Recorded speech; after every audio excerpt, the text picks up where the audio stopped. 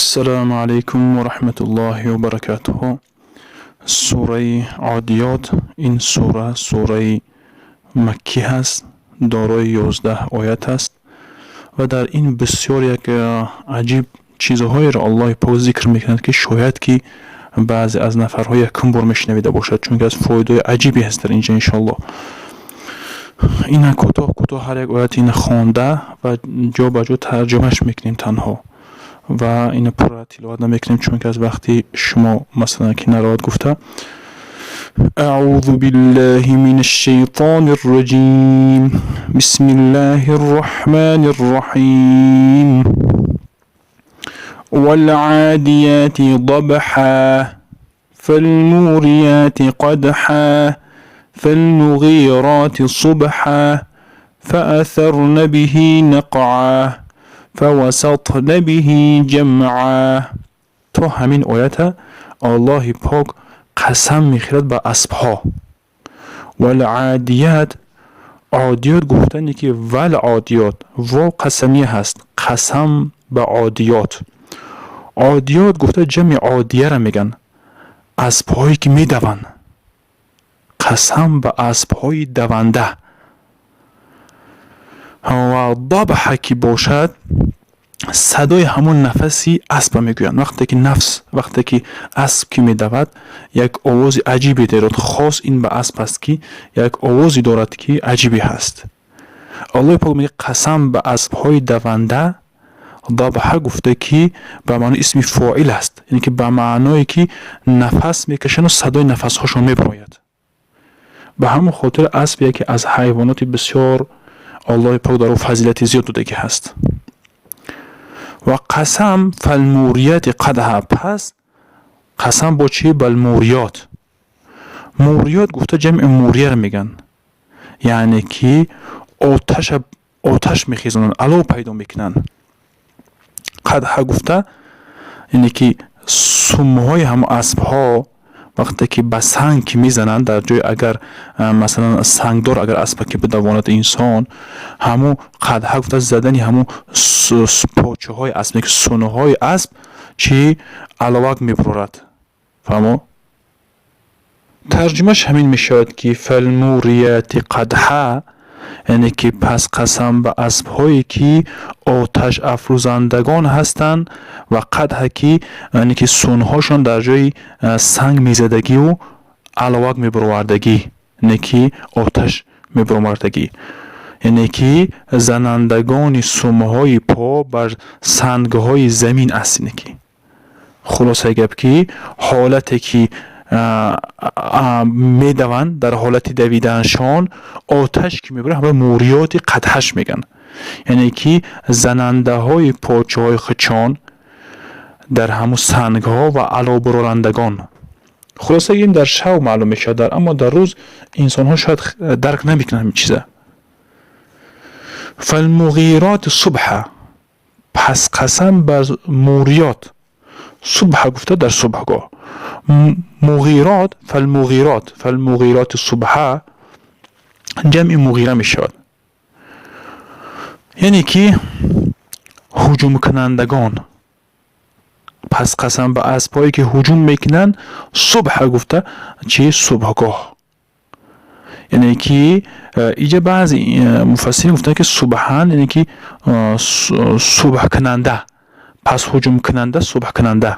خلاصه گپ در همه حالت اسب اطاعت از صاحب خودش میکند. اون صبحگاه هست، کدام وقتی که نباشد در راه الله وقتی که میرفتن اون چی میکند؟ اطاعت میکند. و قسم سیم آیت است که درباره اسب قسم رفته است در خصلت های اسب. چهارم آیتش فاثرن به نقعا. فاثر گفته یعنی که برپا کننده. بهی گفته به همون صبح چی میکنن؟ برپا میکنن. چی را؟ نقعا گفته گرد و غبار را. وقتی که اسب در گرد و غبار که میدود برپا میکند. بهی گفته به همون صبح. نقعا گفته گرد و چنگ را. فوسطن گفته میان میروند، نه که دویده چی میکنند؟ به میان دشمن میدویند. فوسطنا بهی گفته به همون صبحگاه، یا اینکه بعضی گفتن که به همون چنگ و غبارش کرده همین خیل چی میدرید؟ جمع گفته مبین جمعیتی کفار میدرید. یعنی که اسب در این حالت یگام اهمیت نمیدهد به جان خودش و به سلامتی خودش، اطاعت میکنه از صاحب خودش. یعنی که یک عبرت عجیبی الله پاک در اینجا ذکر میکند که چرا این حیوانی که ما به شما مسخر کردم مثلا اینقدر از شما اطاعت میکنند و شما که یک مخلوق ضعیف، یک مخلوق ناچیز در مقابل یگام عذاب الهی ایستاده نمیتونیم با شما نافرمان برداری میکنید.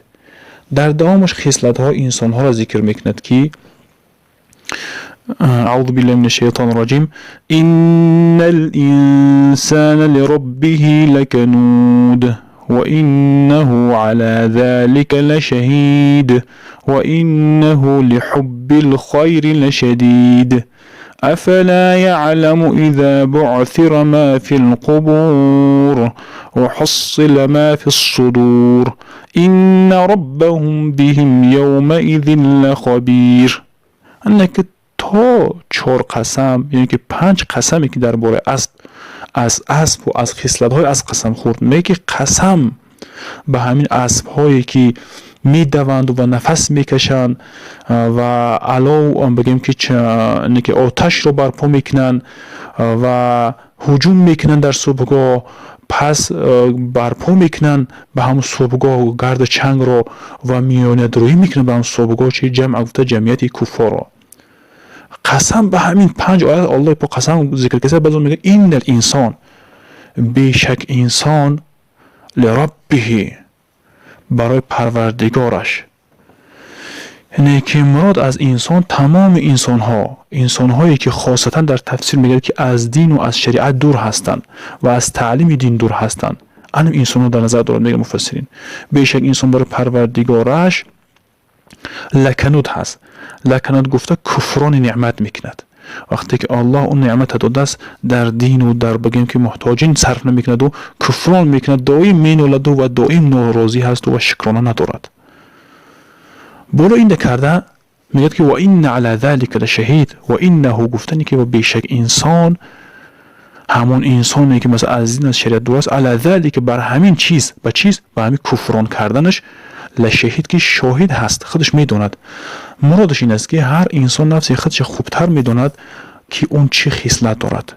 و انه لحب الخیر لشدید، و بیشک همون انسان لحب الخیر، برای دوست داشتن خیر، یعنی که خیر گفتم مال و خوبی و همین فقط دارایی رو دوست میدارد، چی هست؟ لشدید، البته سخت هست. یعنی که مرادش این است که بخیل هست. اینجا بعضی گفتن که همین در همجا که لشدید اومدگی هست، همین لامی تعلیل گفتن، یعنی که به سبب دوست داشتنش که مال زیاد که دوست می‌دارد سختی و بخیلی میکند. و بیشک همون انسان برای مال، لحب الخیر گفته برای دوست داشتن خوبی و مال و چیز، لشدید البته سخت است، یا اینکه سختی میکند. علتش می است که به خاطر دوست داشتنش البته چی میکند؟ سختی میکند. افلا یعلم اذا بعثر ما فی القبور، آیا انسان، همون انسان هایی که ناسپاس هستند، شکرانه میکند، الله کفر و نعمت میکنند، آیا نمیدونند که اذا بعثر، هر وقتا که بیرون کرده شید، برآورده شید آنچه که در قبرها هست، یعنی که انسان ها از قبرها بیرون میشن، حساب کتاب میشن. و حصل ما فی الصدور، و حصل گفته حاصل کرده میشود، آشکار کرده میشود، آورده میشود. ما فی الصدور، آن چیزی که در دل ها هست. هر چیزی که در دنیا نیتی بد دارد، انسان نیتی خیر دارد و کارا با چی مقصد کردگی است و چی مقصد کردگی نیست، همه اینها روز قیامت در نزد الله آشکار میشه، از اعمالی که پنهانی هم باشد. این چیزها رو میگه نمیدوند. این ربهم بهم یومئذ لخبیر، بیشک پروردگار آنها، بهم گفته به همونها، یومئذ روز قیامت، لخبیر البته چی است؟ بسیار آگاه است. یعنی که ای انسان ناسپاس، هر چیزی که میکنی تو هر مقصدی داری و به چی مقصد زندگی میکنی، همه اینها روز قیامت پرسیده میشه و الله پاک از اینها بخبر هست. و اگر در نزد مردم دیگر اگر تعبیر و تعویل هم کنی که الله پاک از اون چیز بخبر هست و تو را چی میکنن، میگن مجازات میدهد. این سوره عادیات بود، بسیار سوره مبارک هست و ایجا فضل و فضیلتی است بسیار است، اما همیشه کفایت است. والله اعلم. السلام علیکم و رحمت الله و برکاته.